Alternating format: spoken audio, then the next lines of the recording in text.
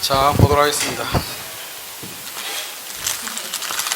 우리 큰애가요, 집에 혼자 있거든요. 자기는 막 대학원 모임 있다고 가고 혼자 있으니까요, 잔머리를 굴려가지고 나한테 책을 500페이지를 보내놨어요. 자기가 써머리 한 거 있잖아요. 500페이지를 보내가지고 이걸 좀 복사해가지고 빨리 좀 갖다 주라고. 너 강의 안 가. 간다고 항상 밤에 늦게 가질까요?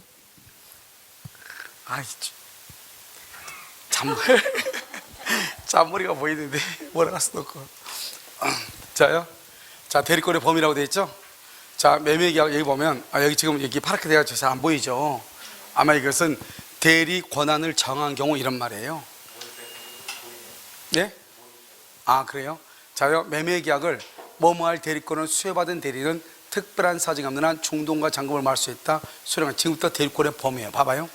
우리가 대리권의 범위는 먼저 대리권의 범위가 명백한 경우가 있고 대리권의 범위가 불분명한 경우 두 가지가 있잖아요. 불분명한 경우 두 가지. 그러니까 여기서 대리권의 범위가 불분명하다. 뭐가 있죠? 먼저요, 극과 극이니까 항상 매매계약 체결의 대리권이 있고요. 예금 계약을 체결할 예금이요. 그래서 체결의 대리권은 계약을 해지할 수 있다 없다? 없죠. 예금을 담보로 대출을 받을 수 있다 없다? 없다. 처분할 수 없다. 영수 허락인데 면제할 수 있다 없다? 없다. 면제는 안 된다 이 말이에요. 영수의 대리권이니까 면제하면 안 되고요. 그 다음에 공개 입찰이죠. 입찰을 봐야 되는데 그 입찰을 취하면 된다 안 된다? 안 된다. 여기 매수죠. 매수 하나 사오라고 했는데 처분하고 오면 된다 안 된다? 안 된다. 이런 것들을 하고 싶으면 어떻게 해야 돼요? 특별 수권이 있어야 돼요. 별도로 수권이 있어야 이것을 할 수 있다 이 말이에요. 원래는 안 된다. 그러니까 극과 극이니까 크게 이렇게 문제가 되진 않죠. 근데 여기가 명백하다 그러면 이것도 간단한 사실은요, 임의 대리권이 있고요, 매매계약 체결의 대리권이 있고요, 체결과 이행에 관한 대리권, 체결과 이행을 포괄 수권은 잔금 지급 기일을 뭐 할 수 있다? 지급 기일을 연기할 수 있죠. 체결의 대리권은 중동과 잔금을 뭐 할 수 있다? 수령할 수 있죠. 자, 임의 대리는요, 수령 대리권을 포함한다. 수령할 수 있다 이 말이죠. 뭐 이 정도만 딱 보면 되죠. 알겠죠? 그 다음 봐봐요. 이 대리권의 범위 안에서 대리인이 자기 자신이나 제3자를 위해서 사용하는 것, 이걸 뭐란다? 대리권의 남용이라고 하고, 대리권의 남용의 경우 대리권의 범위 안에서 일어나니까 원칙은 본인이 책임지고 107조 1항 단서를 유충해서 상대방이 대리권 남용 사실을 뭐랬거나 알았거나 알 수 있었다. 그러면 본인은 책임을 진다 안 진다? 안 진다 이런 말이죠. 알겠죠? 되게 간단하잖아요. 자, 지금부터 한번 보시면요. 자, 매매계약을 체결할 대리권을 수여받은 대리는 특별한 사정하면 중동화 잔금을 할 수 있다, 수령할 수 있다. 그래서 매매계약 체결의 대리권이죠. 체결의 대리권에는 중동화 잔금을 수령한다. 자, 그럼 봐봐. 입안에 무슨 말인가 봐봐. 갑이 있죠. 갑이 있고 여기 병이 있고 여기 을 있죠. 갑이한테 집 팔아달라고 대리권을 줬어.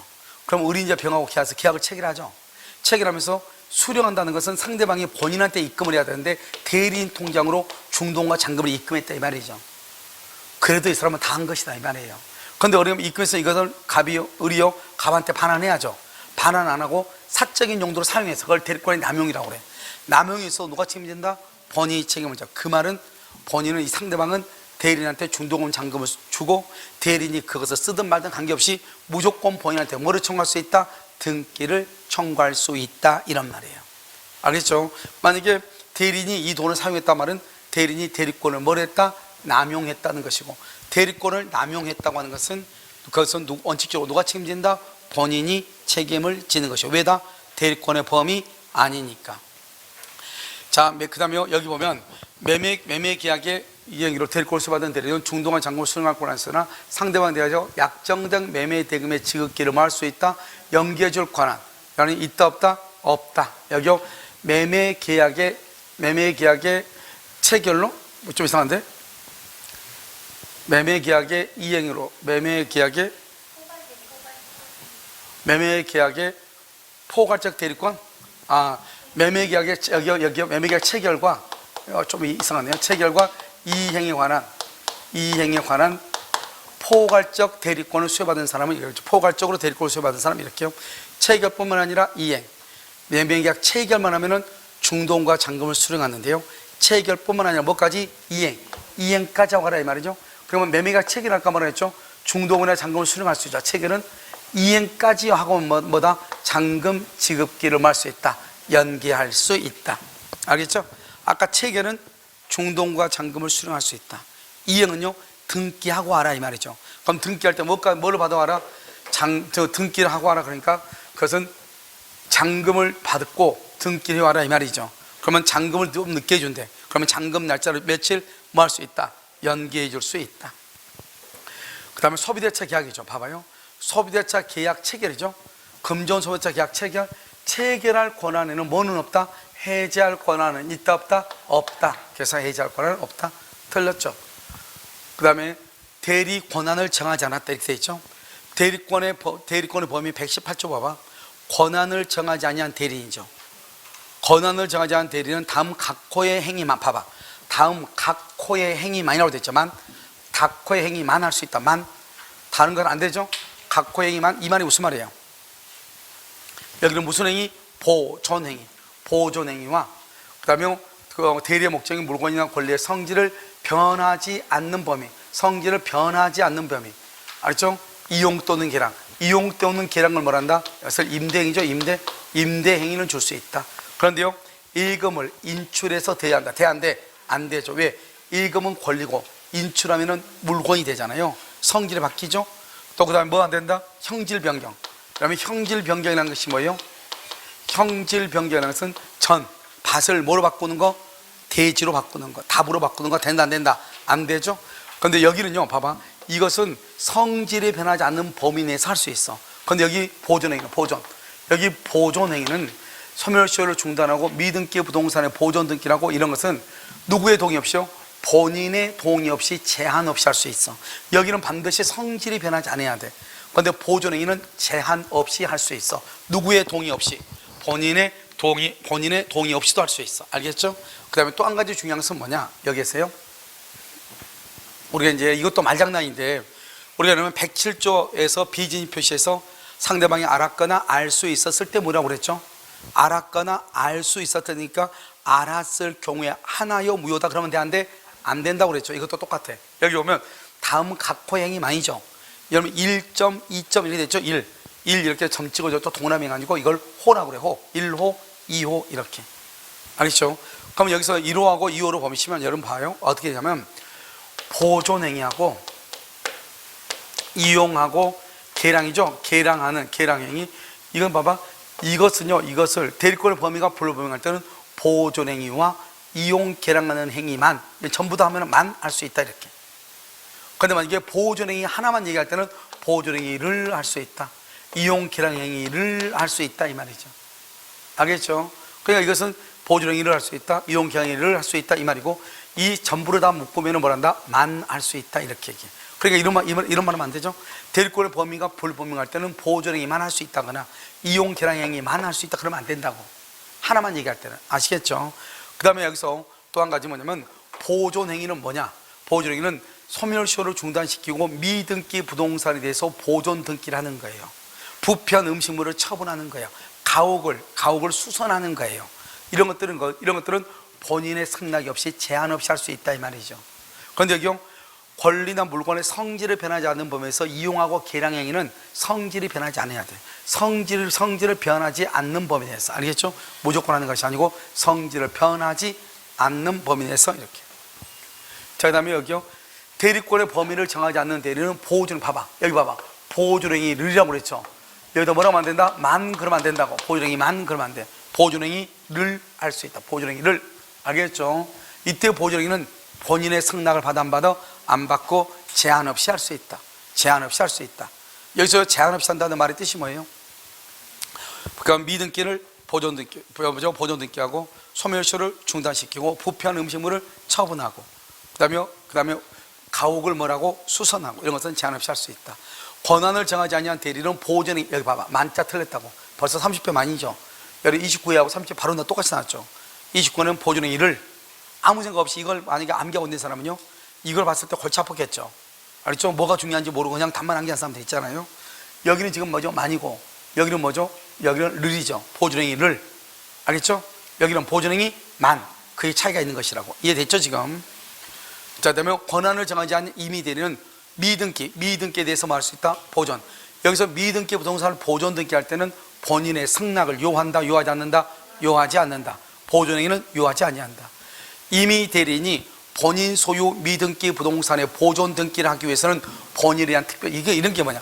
본인에 대한 특별 특권이라는 것은 본인의 동의가 있어야 되느냐 이 말이죠. OX, X 필요 없다. 무슨 행위니까? 보존행위. 보존행위니까 아무 필요가 없다 이란 말이죠. 아시겠죠? 자, 수권행위로 권한을 정하지 않는 경우 이렇게 돼 있죠. 그래서 대리인은 대리의 목적인 물건이나 권리의 성질이 뭐하지 않는, 변하지 않는 범위 내에서 이용하고, 봐봐 여기를 봐봐, 이용행위 많이 아니잖아. 이용행위를, 계량행위를 할 수 있다. 그 다음에 예금을 인출해서 대여하면 된다 안 된다? 안 된다. 자, 미등기 부동산을 등기하면 돼야 안 돼요? 미등기 부동산을 등기해서 무슨 등기예요? 오케이, 보존 등기하는 거. 그 다음에 부패한 음식물을 어떻게 해야 돼요? 처분해야지. 매각해야죠. 소멸시효는 뭘 해야 돼요? 중단을 시켜야죠. 이런 것들은 대리권의 범위가 명확하지 않는 임의 대리인이 할 수 있다 이 말이죠. 이것을 무슨 행위라고 한다? 보존행위. 이것을 보존행위라고 그래. 이러한 보존행위는 대리권의 범위가 분명하지 않는 대리인이 할 수 있다 이 말이죠. 자, 무이자를 좋은 건 봐봐. 여러분요, 계량한다는 말이 무슨 말이야? 계량한다. 여러분요, 계량한다. 현재보다 훨씬 더 낫게 했다. 알겠죠? 그 말이죠. 초과 지붕을 뭐로 만들었다? 기와 지붕으로 만들어. 그걸 계량이라고 하는 거죠. 알겠죠? 항상 하는 얘기. 어떨 때요, 여러분 여자분들 하고 나면 깜짝 놀랄 때 있죠. 어디 간다고 옷 입고요, 잘 차려입고 오면은요, 몰라볼 수 있어. 왜요? 항상 추리 입고 오다가요, 갑자기 있잖아요, 펌하고 얼굴 화장하고 모르죠? 그걸 계량됐다고 그러는 거예요. 알겠죠? 자요, 자 봐봐. 무이자를 봐봐. 무이자. 대리인한테 대리권을 주면서요, 대리권을 주면서 뭐라고 얘기하냐면, 너 이 돈 좀 관리해 그런단 말이죠. 그런데 본인이요, 무이자로 빌려준 거, 무이자로 빌려준 돈을 나한테 관리하라고 그래. 대리권을 줬단 말이죠. 그럼 내가 이제 대리인이 돼서 그 사람한테 얘기하죠. 오늘부터 이자 주세요. 이자. 그러면요, 본인한테는 좋아졌어, 나빠졌어? 좋아졌죠. 그래서요, 무이자를 이자로 변경하는 것을 뭐란다? 그걸 계량이라고 하는 거예요. 계량. 그러니까 무이자를 이자로 바꾸면 좋은 거죠. 그래서 계량이니까 그것은 대리권의 범위가 명확하지 않는 대리인이 할 수 있다 없다? 있다. 이걸 계량행위라고 그래요. 할 수 없는 것은 뭐가 할 수 없다? 예금을 인출하는 것, 형질을 변경하는 것. 된다 안 된다? 안 된다. 이렇게. 은행 예금을 찾아. 그러면 이미 끝났어. 높은 금리를 빌려주고 필요 없어. 예금을 이미 찾았다 이 말은 인출이란 말이죠. 찾아버리면 어떻게 돼요? 일단 성질이 바뀌었죠. 뭐가? 권리가 물건으로 바뀌었죠. 대리권의 범위가 명확하지 않는 임의 대리인이 일반적으로 할 수 있는 행위이다. OX? 일반적으로 할 수 있는 행위가 아니다. 행위가 아니다 이 말이죠. 자, 그럼 대리권의 남용이죠. 대리인이 오직 자기의 이익을 꾀한다. 이걸 대리권의 남용이라고 하죠. 이런 경우는요, 원칙적으로 대리권의 범위 안에서 이루어지니까 누가 책임진다? 본인. 그런데요, 상대방이 그 사실을 뭐랬거나 알았거나 알 수 있었다. 그걸 뭐라고 한다? 비진입 표시를 유추 적용하여 본인은 책임을 진다 안 진다? 안 진다. 그래서 비진입 표시가 하는 규정이 유추 적용될 수 있다 이렇게. 자요, 그 다음에 대리인의 대리권 남용을 상대방이 뭐랬거나 알았거나 알 수 있었다. 그럼 본인은 책임진다 안 진다? 안 진다. 여기서 상대방이 알았거나 알 수 있었을 경우 이 말을 뭐라 한다? 비진입 표시를 유추 적용한다. 그래서 본인은 책임을 진다 안 진다? 안 진다. 본인에게는 효력이 없다. 그 다음에 대리인이 자기의 이익을 위한 배임적 의사표시를 하였고 상대방도 일 안 한다. 봐봐, 대리인이 자기의 이익을 위해서 했다. 자기의 이익을 위해서. 이걸 대리권 남용이다. 원칙은 누가 책임진다? 본인. 그런데 상대방이 이것을 알았다? 본인 책임진다 안 진다? 안 진다. 이 알았다는 것이 뭐다? 비진입 표시를 유추 적용한다. 비진입 표시를 유추 적용해서 본인은 책임이 있다 없다? 없다. 이렇게. 여기 보면 28회요. 여기 대리권 남용요. 16회, 12회, 16회, 25회, 28회 이렇게 나왔죠. 알겠죠? 자, 이제 공동대리죠. 자, 이거 봐봐. 공동대 무조건 보면 안 되고, 여기. 자, 지금부터 봐. 우리가 이제 여기가 대리권이요. 갑이 있고, 여기 병이 있고, 여기 을이 있죠? 여기 대리권이단 말이죠. 대리권. 어딘가 무조건 보면 안 되고, 일단 발생을 했다. 발생은 임의대리 법정대리다. 알겠죠? 임의대리 법정대리. 임의대리는 법률행위다. 법률행위는 단독으로 수권행위. 계약으로 위임계약이 있다. 그럼 대리권의 변경이다. 변경은 일정한 대리권의 범위가 있어야 된다. 범위. 이 대리권의 범위가 명확한 경우가 있고 불분명한 경우가 있다. 불분명한 경우는 뭐로 본다? 그것은 118조가 적용되고 대리권의 범위 안에서 대리권을 남용을 한다. 남용 원칙적으로 누가 책임진다? 본인이 책임지는데 예외적으로 107조 1항 단서를 유추 적용해서 본인은 책임진다 안 진다? 안 진다? 대리권의 남용이 있으면 보통은 본인한테 유리하다 불리하다? 불리하다. 따라서 본인은 대리권을 뭘한다? 제한한다. 제한할 때는 119조 공동대리, 124조 자기계약 쌍방대리 금지다. 이렇게 지금 여기 공동대리하고 자기계약 쌍방대리는 124조란 말이죠. 알죠? 그러니까 대리권의 제한이라고 그래. 그럼 119조가 끝나면은 그럼 120조하고 121조, 122조, 123조가 있어야 될 거 아니에요. 알겠죠? 그럼 걔는 또 어디 갔어? 그것은 어디로 가는 것이냐? 이렇게 가. 여기가 갑이 있고 여기 을이 병이 있죠? 여기 을이죠? 을이 대리인이죠? 대리인 자신의 이름으로 복대리는 선임하죠? 복대리. 그래서 복대리 선임하면 120조부터 123조까지. 이걸 복대리에 관한 규정이에요. 124조는 자기계약 쌍방대리고. 그러니까요, 여기서 보면 여기 제한, 대리권이 제한 그랬으면 119조 그러면 120조 이러면 좋잖아요. 119조 갔다가 갑자기 120조 복대리로 갔다가 다시 124조 이쪽으로 와야 돼. 알죠? 자기계약 쌍방대리로. 그리고 나서 또 소멸하죠. 소멸할 때는 어떻게 한다? 공통으로 소멸한다. 또 이것은 127조예요. 그럼 125조고 126조고 빠졌잖아요. 그 다음에 여기 이미 대리에만 있는 것이 있어. 이것은 또 128조란 말이죠. 그런데 여기서 125조하고 126조는 표현대리거든요. 표현대리 두 개 있고 129조가 또 여기 표현대리가 있어. 그러니까 여기저기만 흩어져 있다고. 알겠죠? 그러니까 무슨 말인지 알아야 되죠? 여기 이제 표현대리가 뭐가 있다? 표현대리가 125조하고 126조하고 129조란 말이죠. 그러니까 지금부터 이제 법조문을 전체적으로 구조로 보면은 여기 우리 아까 현명했죠? 현명할 때는 뭐 한다? 현명을 했느냐 안 했느냐? 114조, 115조. 대리인이 할 때 하자가 있느냐? 116조. 대리인은 행위 능력자 되냐? 117조죠. 그러니까 이렇게 법조문이 우리가요, 여기 대리권 관계뿐만 아니라 대리 행위 관계가 있고 여기 또 표현대리가 있는데 법조문이 다 다른 거예요. 그럼 여기 또 129니까 또 130조가 있어야 될 거 아니에요? 그럼 130조부터 136조까지 이것을 또 무권대리라고 그래요. 무권대리. 알겠죠? 무권대리요. 그러니까 이 법조문이 각각 다 달라가지고 이게 참 힘들단 말이죠. 그러니까 강의할 때는 신경 안 쓰고 법조문 신경 안 쓰고 순서대로 강의를 해버리면 되잖아요. 그런데 지금 여러분들이 지금 대리를 배울 때 지금 법조문 순서대로 배우니까 지금 어디를 보고 있는지 알아야 되죠. 지금 여기 공동대리죠. 119조 여기 대리권의 제한을 보고 그 다음에 120조부터는 복대리로 넘어갈 거예요. 무슨 말인지 알겠죠? 그러니까 지금 어디로 갔는지 알고서 봐야 되겠죠? 자, 119조 대리인이 여러 명이다. 그럼 우리가 봐봐. 능동대리하고 수동대리가 있거든요. 봐봐요. 자, 갑이 있고 여기 병이 있죠. 대리인이 A, B, C 이렇게 대리인이 여러 명이다. 이런 대리인이 여러 명이면은 여기서 대리인이 상대방한테 의사를 표시하죠. 이걸 무슨 대리한다? 능동대리다. 상대방이 대리한테 의사를 표시하죠. 이걸 뭐라 한다? 수동대리다. 이렇게 얘기해요. 이걸 능동대리, 이걸 수동대리 이렇게 얘기를 해. 그러니까 수동대리는 언제나 각자 대리예요. 언제나 각자 대리인데 능동대리는 원칙은 각자 대리예요. 원칙은 그런데 예외적으로 공동으로 대리할 수 있어. 친권자 같은 경우. 그리고 여기 보면 대리인이 여러 명이죠. 그러면 각자가 본인을 대리한다. 각자 대리라고 그래. 알겠죠? 그러면 이 공동으로 대리하는 건데요. 죄송해요.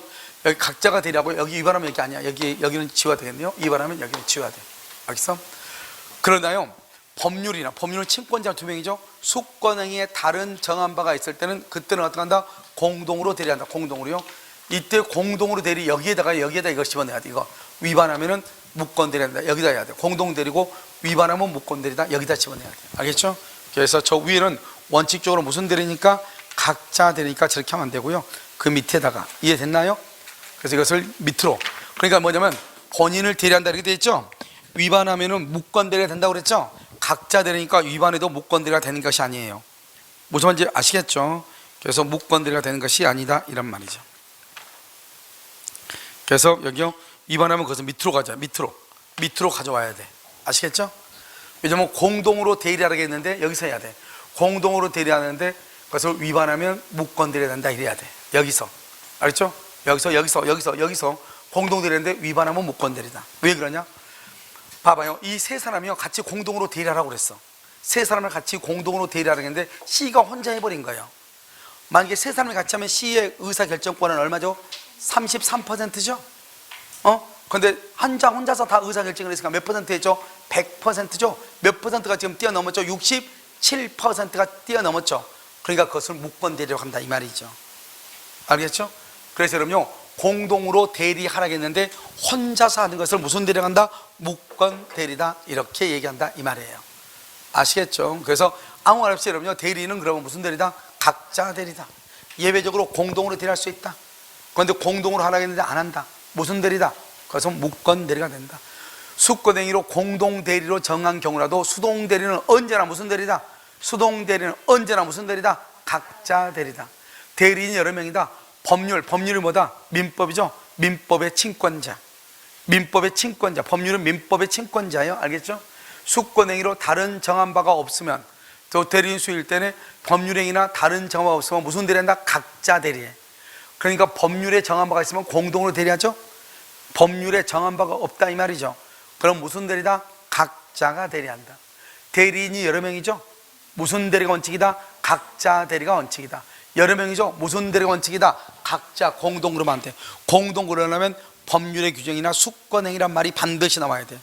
법률의 규정이나 수권행위, 그런 말이 없는 한 대리는 무조건 무슨 대리다? 각자 대리다. 대리인 여러 명이다. 각자 대리다. 별것도 아닌 거 지금 보면요, 거의 뭐 문제 나올 때 안 나올 때가 거의 없다고 봐야 되겠죠. 여기 공동 대리는요, 엄청나게 많이 나왔죠. 법조문 하나가요. 그래서 이건 그 다음에 이제 복대리. 자, 봐봐요. 여기 복대리가요, 갑자기 제가 또 복대리 나오죠. 여기 복대리는 여기서 나오죠. 여기서 복대리요. 자, 지금부터 보시면 복대리 잠깐 그림을 머릿속에 집어넣어야 돼. 중요한 것은 이렇게 갑이 있고 여기에 벽이 있고 여기에 을이 있죠. 을이 대리인이잖아요. 이 대리인이 임의 대리인일 수 있고요, 여기가 법정 대리인일 수 있죠. 임의 대리인, 법정 대리인, 대리인이죠. 여기는 뭐다? 정이죠. 정이 뭐다? 복대리죠. 복대리 이렇게. 연 대리인이고 복대리고 이렇게. 자요, 이것은요, 누구의 이름으로? 대리인의 이름으로 선임되죠. 이 복대리는 누구의 대리인이다? 본인의 대리인이다. 본인의 대리인이에요. 본인의 대리인. 그리고 복대리는 언제나 무슨 대리다? 언제나 임의 대리야. 그러니까요, 법정 대리인의 이름으로 선임해도 임의 대리야. 복대리는 언제나 임의 대리니까 표현 대리가 다 성립해. 표현 대리. 그래서 복대리를 기본 대리권으로 표현 대리가 성립할 수 있고, 복대리권이 소멸하고 난 후에 대리행위라면 대리권 소멸 후에 표현 대리가 성립될 수 있고. 이해됐나요? 다 된다 이 말이죠. 그런데 이 복대리는 누구의 대리인이죠? 본인의 대리인이죠. 본인의 대리인이니까 대리인의 이름을 현명할 필요는 없는 것이고, 여기요, 대리인의 이름이죠. 대리인의 이름, 이것을 복임행위라고 그래. 복임행위. 그럼 복임행위는 무슨 행위가 아니다? 복임행위는 대리행위가 아니야. 대리행위는 누구의 이름으로? 본인의 이름으로. 아까 그랬죠? 대리에 현명할 때 나는 갑의 대리인 을이다. 우리 그것을 현명이라고 그랬죠? 현명 이렇게요. 아니, 밥 좀 먹었다고 맛이 가버리면 어떡해요? 그래서 대리행위고요, 복임행위는 대리인의 이름으로, 이것을 무슨 행위가 한다? 복임행위. 이건 무슨 행위? 대리행위. 이렇게 얘기하는 것이죠. 그러니까 복임행위는 뭐가 아니다? 대리행위가 아니다. 그러면 임의 대리는 원칙적으로 자기 복무 원칙, 자기가 직접 해야 돼. 그래서 임의 대리는 원칙적으로 복대리를 선임할 수 없고요, 책임도 없고요. 그 다음에 무슨 사유? 부득이한 사유. 부득이한 사유라는가? 본인의 승낙이 있을 때 선임할 수 있죠. 그럴 때는 선임 감독의 과실 책임, 잘못이 있을 때만 책임을 진다 이 말이죠. 그래서 부득이한 사유나 본인의 승낙. 그러니까 복대리는 봐봐, 임의대리 봐봐. 임의대리는 본인의 승낙이 없으면 복대리를 선임하지 못한다. 그러면 틀려. 본인의 승낙이 없죠. 어떤 경우 선임해? 부득이한 사유가 있으면. 임의대리는 부득이한 사유가 없으면 복대리를 선임할 수 없다. 틀려. 뭐가 있으면? 본인의 승낙이 있으면. 둘 중에 하나를 얘기해. 알겠죠? 둘 중에 하나. 그런데 법정 대리는요, 원칙적으로 법정 대리는 언제든지 그 책임으로 언제든지 그 책임으로 선임을 해. 무슨 책임이다? 무과실. 잘못이 없어 책임을 져. 그런데요, 만약에 임의 대리는요, 본인의 완전 부득이한 사유로 선임하죠. 이 부득이한 사유로 선임하면요, 그때 어떤 책임을 지죠? 선임 감독의 무슨 책임? 과실. 잘못이 있을 때 책임을 진다. 선임 감독의 과실 책임을 진다. 선임 감독의 과실 책임을 진다. 내 말 지금 무슨 말인지 이해됐어요? 자, 이것을 우리는 뭐죠? 임의 대리다, 법정 대리다 이렇게 하고, 법정 대리인의 이름으로 선임되는 복대리도 무슨 대리다? 임의 대리가 된다. 그러면 이 복대리 임의 대리 속에 대리권 속에 뭐가 들어있어? 복대리가 들어있죠. 그러니까 대리인이 복대리인을 선임했다 해서 대리인의 대리권이 소멸한다 안 한다? 안 하고, 만약에 복대리가 대리인의 권한을 넘어서면 무슨 대리가 되고? 무권 대리가 되고, 그 다음에 대리권이 소멸하죠. 그럼 무슨 대리권도 없어지고 복대리권도 없어지고. 그럼 대리권이 소멸한다? 뭐가 있어? 본인의 사망, 대리인의 사망, 파산, 성욕의견 개시심판. 복대리인 자신의 사망, 파산, 성욕의견 개시심판, 이런 것이 있으면 복대리권이 소멸하는 것이죠. 무슨 말인지 아시겠죠? 지금 알겠죠? 이것을 얘기한다. 별것도 아니니까요. 자, 지금 또 복대리는 복대리는 대리인의 무슨 행위? 복임행위라고 해야 돼. 복임행위. 대리인이 그러면 큰일 나. 복임행위는 누구의 이름으로? 대리인의 이름으로. 대리행위는 누구의 이름으로? 본인의 이름으로. 말이 다르다고. 그러니까 대리인의 이름으로 복임행위에 의해서 선임되는 누구의 대리인이다? 본인의 대리인이다. 대리인의 대리인이 아니다. 언제나 무슨 대리다? 임의 대리다. 법정 대리인이 선임한 복대리도 무슨 대리다? 임의 대리다. 이렇게 아시겠죠? 자, 그러면 복대리는 대리인이 자기 이름으로 대리인이 자기 이름으로 선임하나요? 맞아? 아, 맞죠. 자기 이름으로. 대리인의 이름이나 자기 이름이랑 똑같은 거잖아요. 알겠죠? 그 다음에 누구의 대리인이다? 본인의 대리인. 뭐가 틀렸다? 대리인의 대리인 틀렸죠. 대리인의 대리인. 작년 재작년인데 30일에 또 똑같이 이렇게 나온다고. 복대리는 누구의 대리인이다? 본인의 대리다. 너무 쉬운데. 복대리는 그 권한 내에서 누구의 이름으로 법령이 한다? 누구의 이름으로? 본인의 이름으로. 왜 본인의 이름으로 한다? 누구의 대리인이니까? 본인의 대리인이니까 본인의 이름으로 하는 거예요. 복대리는 본인의 대리인이다. 본인의 이름으로 한다니까요. 대리인은 그 권한 내에서 사자를 사용할 수 있으며 이때는 복대리에 관한 규정이 적용되지 아니한다. 여러분, 왜요? 여러분, 사자는 원래 사실행위를 하는 사람이죠. 대리인이다 아니다? 아니죠. 봐봐. 대리인은 그 권한에서 사자를 사용할 수 있고 이때는 복대리에 관한 규정이 적용되지 아니한다. 이렇게. 그 다음에 임의대리죠. 자, 임의대리 120조예요. 봐봐. 120조부터 123조까지가 복대리에 관한 것이란 말이죠. 그럼 여러분요, 혹시 임의대리란 말이, 임의대리권은 어떻게 해서 발생하죠? 자, 임의대리와 법정대리가 있죠. 법정대리는 어떻게? 법률의 규정, 법원이 선임하죠. 그런데 임의대리는 어떻게? 법률행위. 어떤 법률행위? 단독행위하고 계약하고. 단독행위는 어떻게? 본인의 수권행위. 계약은 어떻게? 위임계약. 위임계약을 다른 말로 뭐라 한다? 원인된 법률관계. 다시. 자, 그럼요, 임의대리는 법률행위죠. 법률행위는 단독과 계약이죠. 단독행위는 본인의 수권행위. 계약은 위임계약. 계약을 다른 말로 뭐라 한다? 계약은 원인행위죠. 법률요건 원인이죠. 그래서 원인된 법률관계라고 얘기하는 거예요. 이해되셨나요? 알겠죠? 자, 대리권이요 뭐에 의해서 수여됐다? 그래서 임의대리는 대리권이 뭐에 의해서 수여돼요? 법률의 규정이다, 법률행위다. 이게 중요해요. 우리가 임의대리권은 법률행위에 의해서 부여된다, 법률의 규정에 의해서 부여된다. 법률행위라고 해야지. 법률의 규정 그러면 법정대리잖아요. 법률행위는 뭐가 있어? 단독하고 계약이 있죠. 단독행위는 뭐가 있다? 수권행위. 계약에는 뭐가 있다? 위임계약. 위임계약을 뭐라 한다? 원인된 법률관계. 그래서 임의대리권이 소멸하려면 어떻게 해야 된다? 수권행위가 철회, 원인된 법률관계가 종용, 이렇게 돼야 돼. 이해됐나요? 자, 대리권이 법률행위라고 그래요. 여기 법률행위. 알겠죠? 법률행위에 의하여 수여된 경우 그것을 수권행위, 원인된 법률관계. 알겠죠? 그걸 임의대리라고 그래. 대리는 여기 봐봐. 여기 아까 말했죠? 본인의 승낙이나 부득이한 사유죠. 본인의 승낙이나 승낙이 있거나 또는이죠, 부득이한 사유가 있는데, 부득이한 사유, 둘 중 하나죠. 그러니까 본인의 승낙이 있으면 부득이한 사유가 없어도 가능하고, 부득이한 사유가 없더라도 본인의 승낙이 있으면 가능하고. 이해됐나요?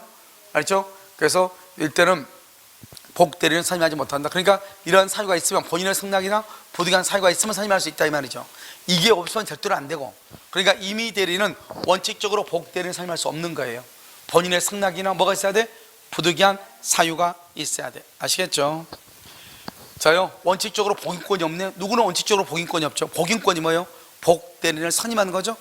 누구는 복대리인을 선임할 수 없어? 임의대리, 아까 말했죠. 임의대리는 원칙적으로 복대리인을 선임할 수 없어요. 자요, 여기요, 누구는요, 본인의 승낙이 있으면 선임할 수 있죠. 이런 본인의 승낙이 있으면 선임할 수 있는 것은 임의대리다, 법정대리다. 임의대리, 법정대리 둘 다다. 임의대리만 해당해요? 임의대리, 법정대리 둘 다 해당해요? 여러분 봐봐, 생각을 해. 여러분 생각을 해보면, 법정대리의 경우는 본인이 아무것도 못하니까 누가 하는 거죠? 대리인이 하는 거죠. 그런데 아무것도 못하는 미성년자가 자기 아버지한테 아버지 내가 허락할 테니까 가서 일 좀 보고 와, 말이 안 돼. 안 되잖아. 그러나 법정대리는 본인의 승낙이라는 것이 없는 거예요. 논리적으로 뭐만 있어? 부득이한 사유만 있어. 근데 여기는 본인의 승낙이란 말이 있죠. 그럼 이건 법정대리는 될 수가 없다. 무슨 대리만 해당한다? 임의대리만 해당한다 이 말 아니에요. 알죠? 그러니까 여기 봐봐, 여기 보면 임의대리는 부득이한 사유나 본인의 승낙이고, 법정대리는 부득이한 사유 이렇게만 돼 있잖아요. 무슨 말인지 알겠죠? 여기는 뭐가 없어? 본인의 승낙이란 말이 없죠. 법정대리는. 왜? 본인이 할 수 없는 것을 대리인이 대신하는 거 아니에요. 무슨 말인지 알겠죠? 그런데 여러분 듣고는 계시죠? 오케이, 듣고 있다고 생각하고, 자요, 자신이 직접 처리할 필요가 없는 법률에 관하여, 이게 우리 시험에 2번 났어요. 임의대리는 본인의 명시적인 금지가 복대리를 선임할 수 있죠. 본인의 명시적인 금지, 복대리를 선임하지 말라고 명시적인 금지가 있어야 복대리를 선임한다, 없어야 한다? 그래서 없어야. 알겠죠? 그러니까 법률행위에 대해서 임의대리는 원칙적으로 복대리를 선임할 수 없잖아요. 그런데요, 자신이 직접 처리할 필요가 없는 법률행위, 극히 사소한 것들이죠.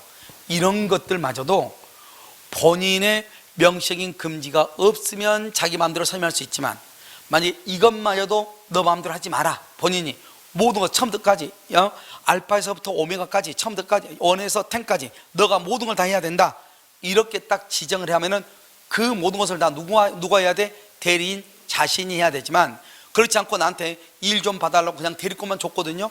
근데 대리인이 내가 굳이 할 필요가 없는 얘기 있죠. 할 필요가 없는 것들, 그것은 다른 사람이 시켜도 되잖아요. 그런 경우는 굳이 본인한테 묻지 않고 내 이름으로 복대리인 선임해서 복대리인 너가 갔다 와 할 수 있다 이 말이죠.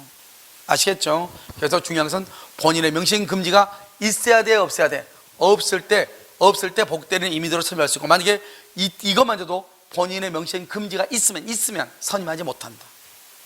알겠죠? 있으면 선임하지 못해. 없어야 선임할 수 있다. 아시겠죠? 자, 임의대리죠? 자, 임의대리는요, 봐봐.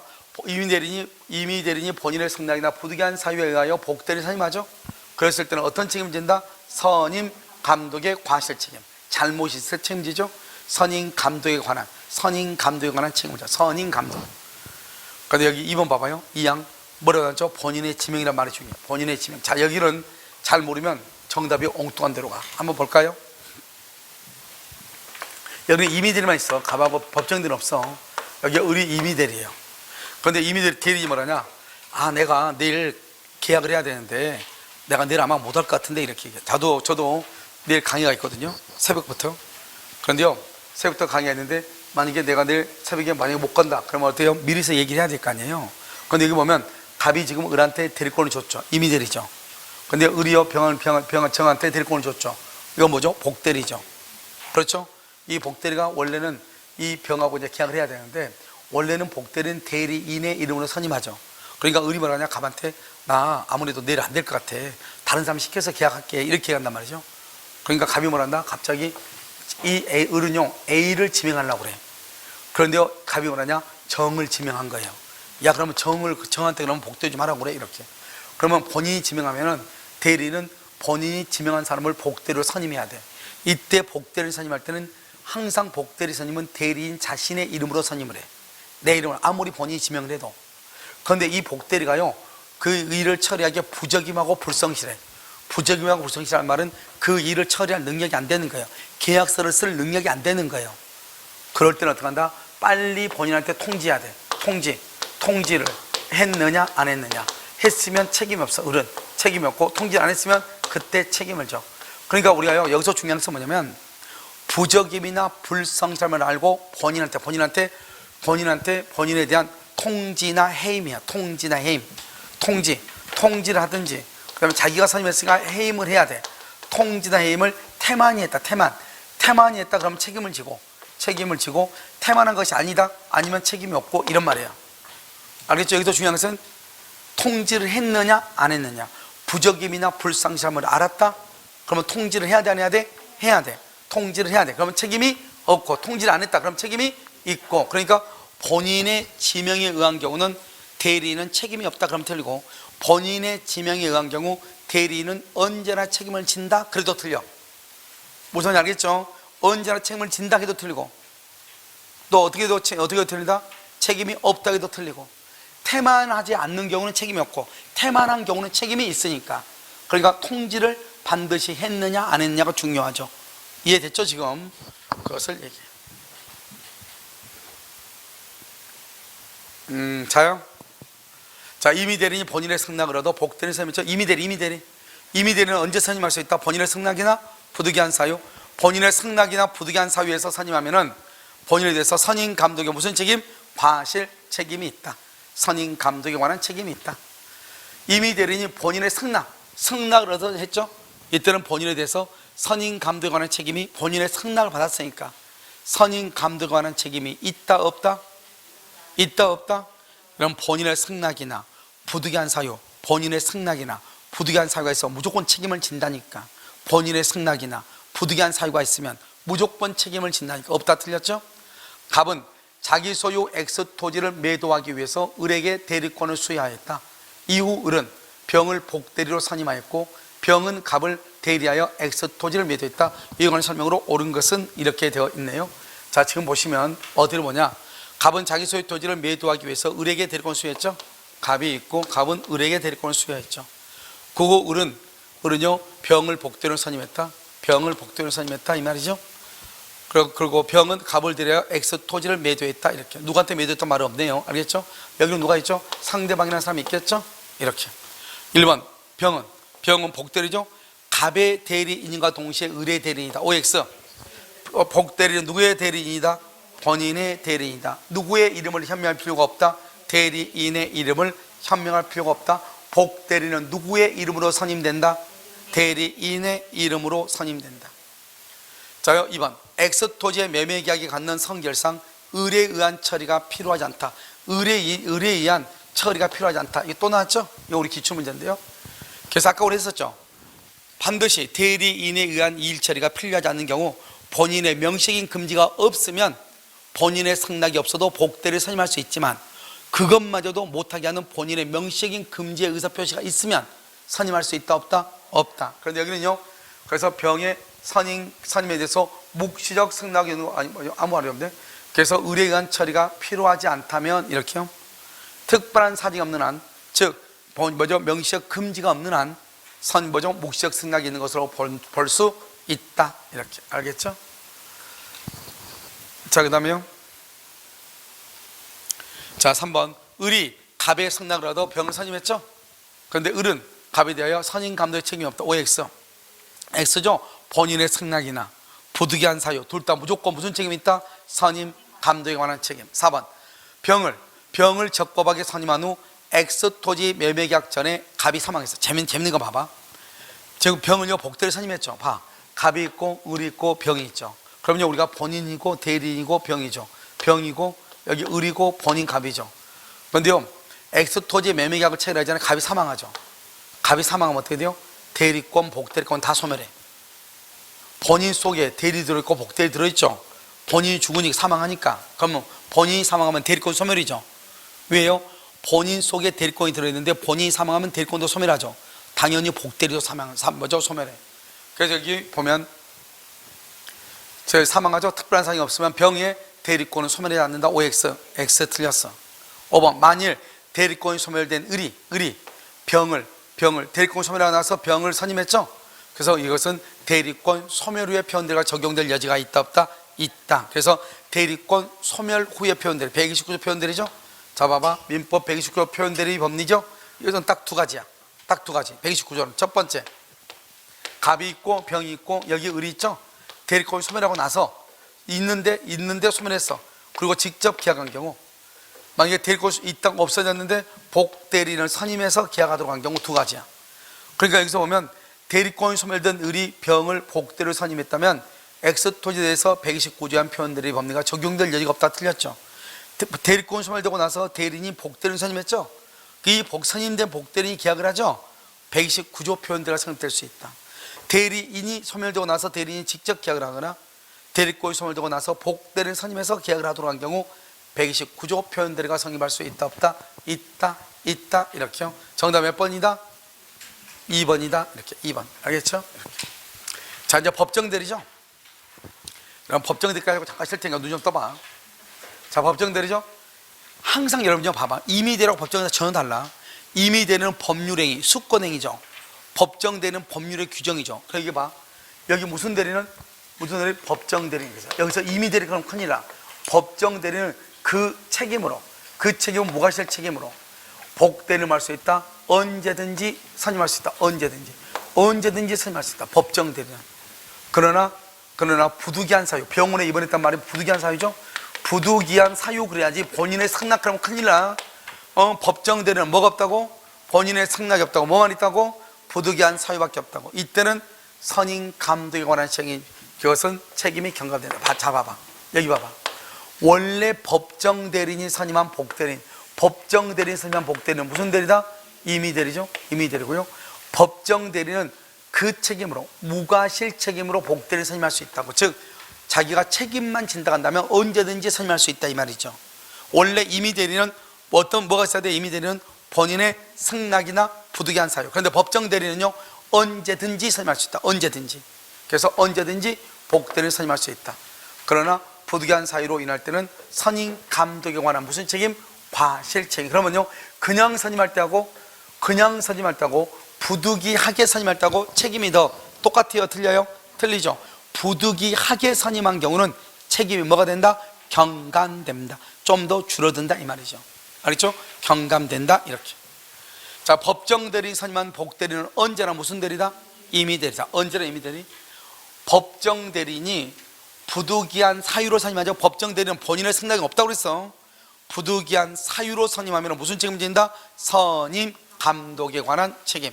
그럼 책임이 더 무거워졌다? 가벼워졌다? 가벼워졌다. 그냥 선임하면 무슨 책임을 진다? 법정대리는 무과실 책임. 무과실. 우리가 부득이한 사유로 선임하면 무슨 책임을 진다? 선임 감독의 책임. 법정대리는 부득이한 사유가 없더라도 선임할 수 있다. 틀렸어. 이 말이 맞으려면 임의대리라고 해야 돼. 임의대리는 부득이한 사유가 없어도 선임할 수 있어. 왜? 임의대리는 뭐가 있어도 된다? 임의대리는 어떤 경우도 선임해? 본인의 승낙이나 부득이한 사유죠. 그러니까 임의대리는 부득이한 사유가 없어도 선임을 해. 그런데 법정대리는 부득이한 사유가 없이 본인의 승낙으로 선임할 수 있다 없다? 없단 말이죠. 무슨 말인지 알겠죠? 그래서 이것은 틀린 것이다 이 말이죠. 뭐라고? 그냥 내 말 들어. 법정대리는 부득이한 사유가 죄송.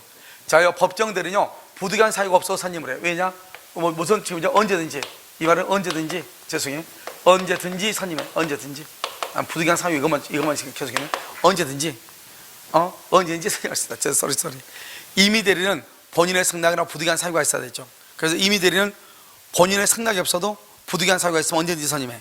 그런데 임의대리는 원칙적으로 언제든지 선임이죠.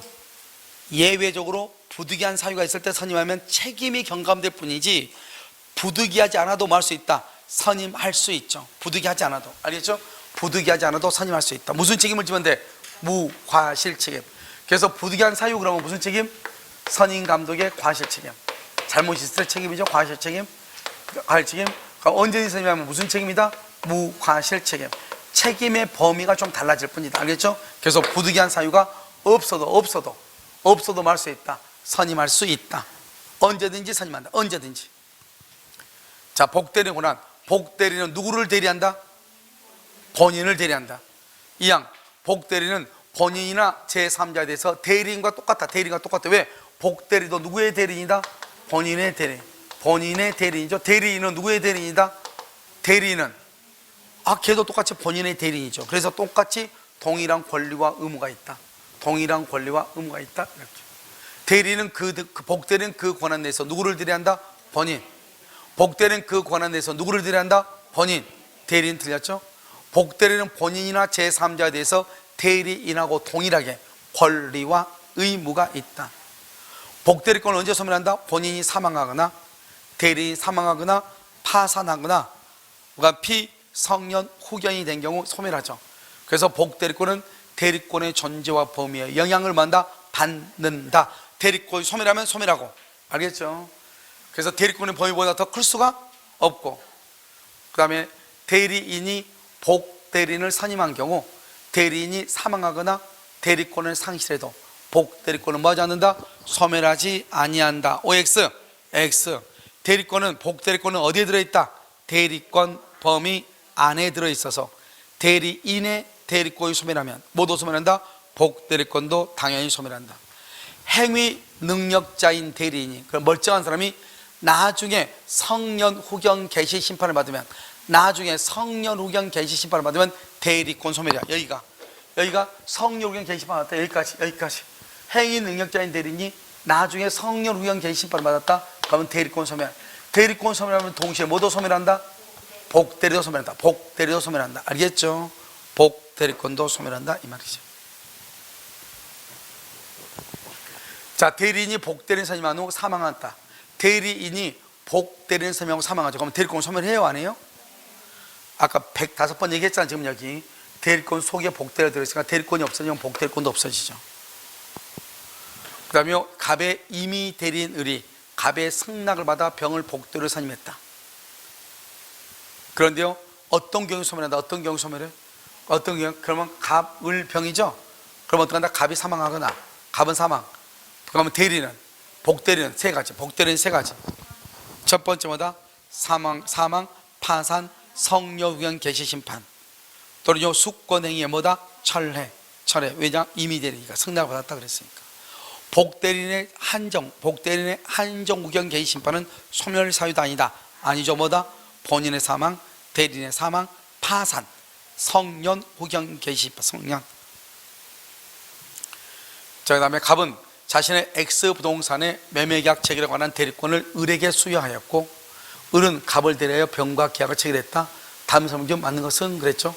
여기가 갑이 있고요, 여기 병이 있고 여기 을이 있죠. 그래서 을은 갑을 대리해서 병과 계약을 체결했다. 1번 계약이 불공정.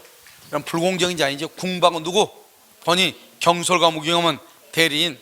2번 을은 갑의 승낙이나 부득이한 사유가 없더라도 복대를 선임할 수 있다 그랬는데요, 여기 봐봐. 여기는 대리권을 수여했다. 을에게 수여했다. 을은 무슨 대리다? 임의대리죠. 왜 임의대리냐? 법정대리는 법에 나와 있어. 법정대리는. 그러니까 여기 을은 갑의 승낙이나 부득이한 사유가 없더라도 복대리를 선임할 수 있다. 자, 이거 만약에 본인의 승낙이나 부득이한 사유가 없더라도 된다 안 된다? 안 되죠. 알겠죠? 자, 3번은요, 을이 병으로부터 대금 전부를 지급받고 아직 갑에게 전달하지 않았다. 이게 문제야. 우리는요, 대리인은 중동과 잔금을 수령할 수 있죠. 그런데 그것을요, 을이 병한테 다 받았어. 아직 갑에게 지급하지 않았어. 그러든지 말든지 병은 자신의 의무를 다 이행한 것이다. 그래서 병의 대금 지급 의무는 소멸한다. 이걸 우리 뭐란다? 대리인은 계약금이나 중도금이나 잔금을 뭐 할 수 있다? 수령할 수 있고, 계약금이나 중도금이나 잔금을 대리인의 통장에 입금했다 할지라도 유효이다, 무효이다? 유효이다. 이렇게. 4번 을의 대리권은 특별한 사정이 없는 한 갑과의 계약을 해지할 수 있어 없어? 없다. 체결은 해제는 안 되죠. 5번 을이 미성년자다. 갑은 을이 제한 능력자임을 이유로 계약을 말 수 있다, 취소할 수 있다. OX. 지금 누가 지금 취소권자예요? 취소권자 누가 취소권자예요? 여러분요, 을이 미성년자죠? 을이 미성년자니까 만약에 취소하려면 을이 취소하시는, 본인 갑이죠? 갑이니까요. 을이 지금 미성년자여도 취소가 된다 안 된다? 안 된다. 대리에서 행위 능력을 요한다 요하지 않는다? 요하지 않는다.